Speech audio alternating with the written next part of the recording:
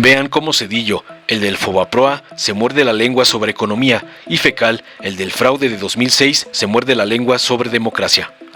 El nuevo intento de la derecha para hacer golpeteo contra la 4T es aplaudiéndole a Ernesto Zedillo y a Felipe Calderón, quienes fueron a un foro internacional disque para hablar de economía y democracia, pero lo único que hicieron fue morderse la lengua. Zedillo salió con la tontería de que el populismo es la mayor amenaza para América Latina, pero eso de populismo en realidad es un eufemismo de la derecha para referirse a los exitosos gobiernos de izquierda. No solo dijo Zedillo una mentira, ya que el gobierno de izquierda en México ha mantenido finanzas sanas, crecimiento y peso estable, sino que además se muerde la lengua. ¿Por qué? Porque al gobierno de Zedillo se le recuerda por 4 eventos principales. 1. El error de diciembre. En los primeros días de su administración, que desató una crisis económica que devaluó al peso 50%.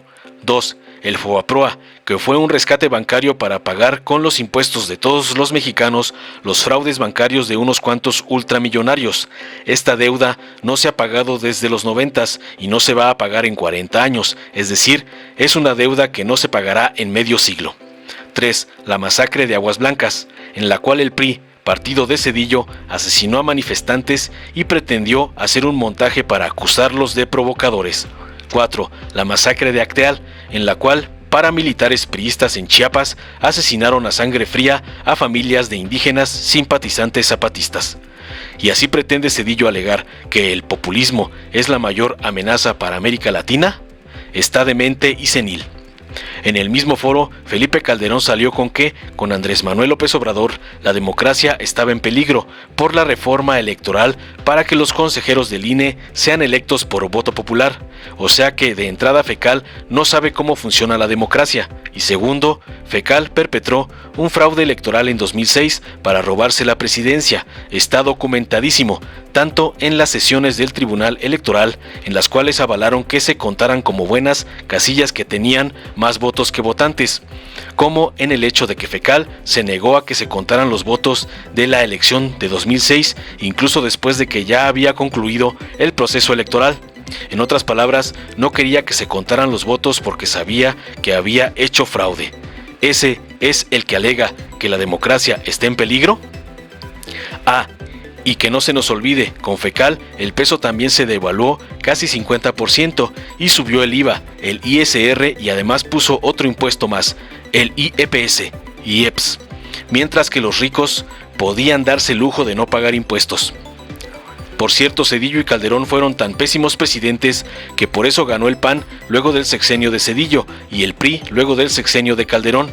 Misma gata pero revolcada. Pero el mensaje es el mismo, rechazo popular contundente. Que conste, AMLO se sometió a una consulta revocatoria de mandato y los panistas pretendieron boicotear la consulta. Esos que se dicen tan democráticos.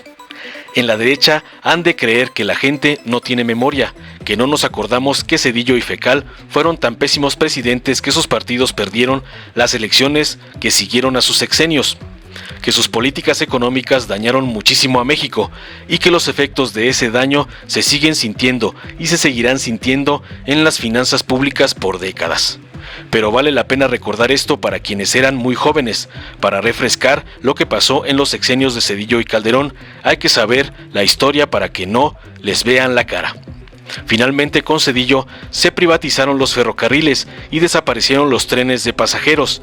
Con AMLO se está construyendo el Tren Maya, que será una empresa pública para trenes de carga y de pasajeros. Esa es la diferencia. Zedillo destruyó al país. AMLO está reconstruyendo al país. El verdadero peligro para América Latina es el neoliberalismo. Además, la mejor evidencia de que el verdadero peligro para América Latina es el neoliberalismo es que la izquierda está ganando elección tras elección por pueblos cansados de tanto saqueo y corrupción. Eso es todo el ardor que traen atrás Zedillo y Fekal. Veamos a continuación cómo se hacen el candado los populistas de derecha, Zedillo y el Borolas.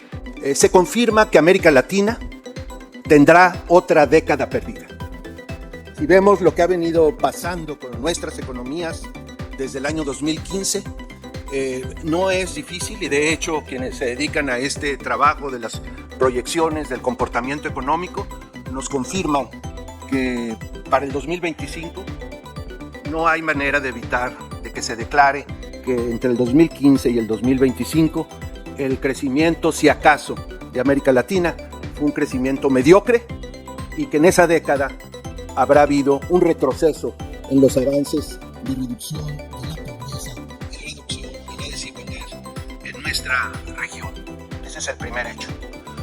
Segunda observación es que esta triste situación tiene que ver con la actuación de nuestros gobiernos, en la mayoría de nuestros países. Vamos mal en las economías, estamos teniendo retrocesos sensibles, en algunos casos dramáticos, en lo social. Y claro, ahora pues tenemos gobiernos que explican esos resultados.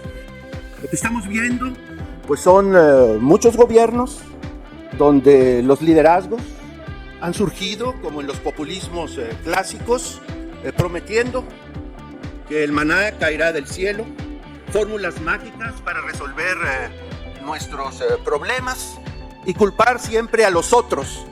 A los otros puede ser el pasado, los otros pueden ser los extranjeros, los otros pueden ser hasta gente de este lado del océano, y nunca se reconoce pues la responsabilidad propia para enfrentar y resolver esos problemas.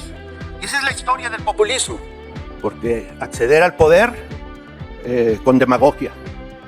Pero eso sí, en estos casos la mayoría de esos liderazgos populistas accedieron al poder gracias a la democracia que otros construyeron. Toman el poder con la democracia y la primera tarea es empezar a erosionar, a destruir la democracia que con tanto trabajo se había venido construyendo en América Latina. ¿Cómo se hace? Bueno, primero hay que buscar formas de acallar a los críticos, intimidarlos, arrinconarlos, censurarlos de muchas maneras. ¿Cómo se hace? Debilitando los otros poderes del Estado, que fueron creados ciertamente para dar equilibrio, crear pesos y contrapesos, y que no se den abusivas conductas desde los poderes ejecutivos. Y la historia de cómo se hace, pues la sacan del manual mal leído de Vargas Llosa y Montaner. Lo importante es debilitar la democracia. ¿Para qué? Para que muy pronto puedan tener el poder y la autoridad de los déspotas. Porque ese es el ciclo. Populismo, despotismo, autoritarismo, fascismo y en algunos casos la aspiración de la dictadura. Hay que decirlo con toda claridad. Es una democracia que está a punto de caer. Y a punto de caer me refiero quizá en un mes más. El poderoso acepta o rechaza, con palabras o con acciones, el juego democrático. Y afirmo que el poderoso en México rechaza el juego democrático. No solo porque nunca ha reconocido el resultado de una elección, salvo en la que él ganó, y por poco lo desconoce también, ¿no? Otro acto antidemocrático es el ataque constante al INE. Le ha bajado presupuesto, agrede a sus consejeros, los amenaza.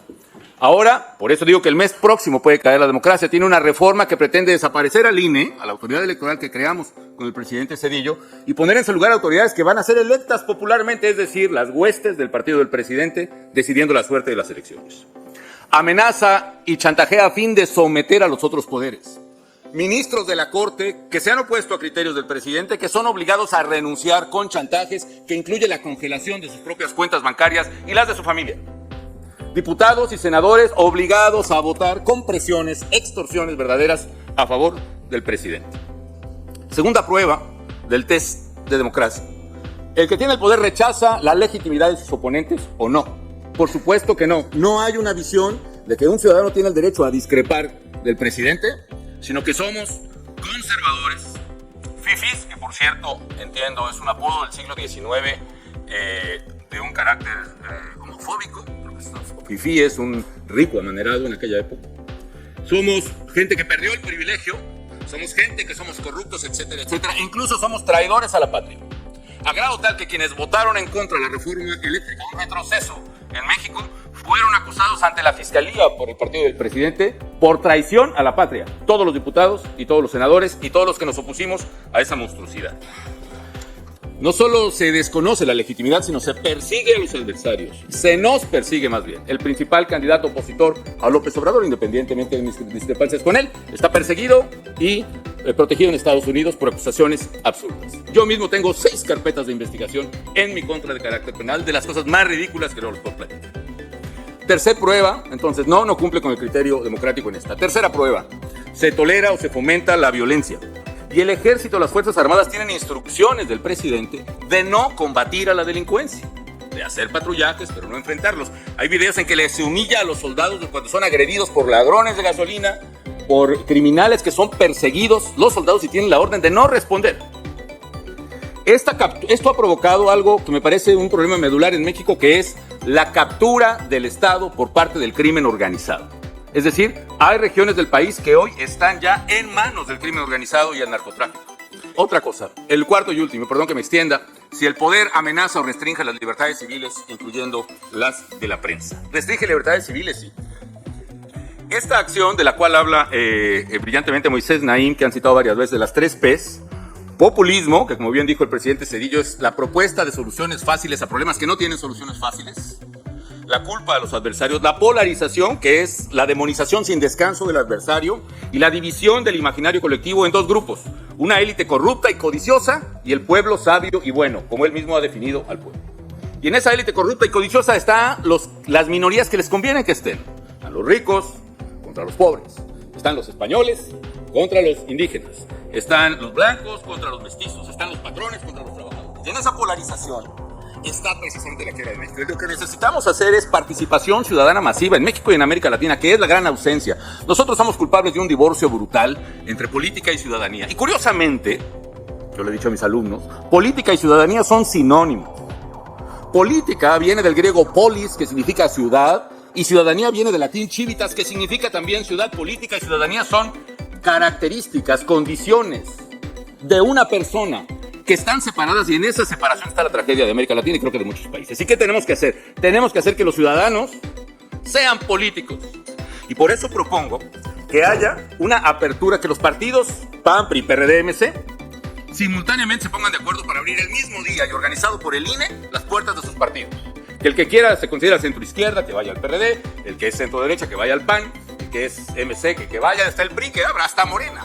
Necesitamos renovar como agua fresca los partidos políticos. Y si los partidos no se abren, que es la garantía de perder, tiene que haber entonces nuevas organizaciones políticas que por monopolio los partidos solo las permiten hacer cada 6 años, después de la elección presidencial. Un absurdo. En fin, ¿qué más? Y termino. Necesitamos primarias para elegir un candidato único en la oposición. Voto directo, pero no donde Morena pueda usar su aparato electoral para manipular la elección, sino con este padrón renovado de los partidos. Dale en me gusta, suscríbete, activa la campanita y compártelo para que más gente lo vea.